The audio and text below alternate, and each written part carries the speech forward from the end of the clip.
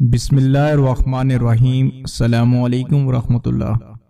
آج کی جتنی روایات بیان کی جائیں گی وہ سب کی سب من گھڑت ہیں، اس لیے ہمیں چاہیے کہ ہم اس ویڈیو کو دوسروں کے ساتھ ضرور شیئر کریں تاکہ لوگوں کو بھی علم ہو سکے۔ ان روایات کو کسی کے ساتھ شیئر نہیں کرنا اور نبی کریم صلی اللہ علیہ وآلہ وسلم کی طرف ان کو منسوب نہیں کرنا۔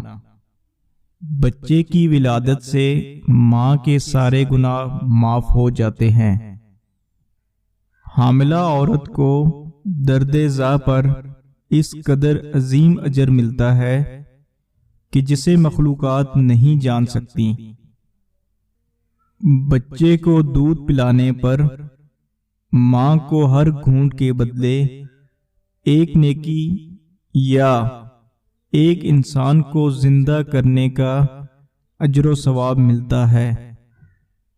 ایک دفعہ ایک مشرک شخص رات کے وقت حضور اقدس صلی اللہ علیہ وآلہ وسلم کا مہمان ہوا۔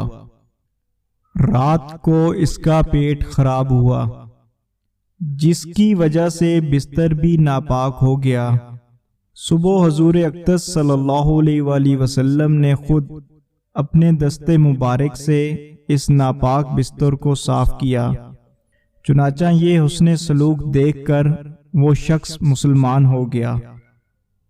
جس حاملہ عورت سے اس کا خاوند راضی ہو تو اس کو نماز پڑھنے والے، روزے دار، خشوع والے، اطاعت کرنے والے اور اللہ کے راستے میں لڑنے والے شخص جیسا اجر ملتا ہے۔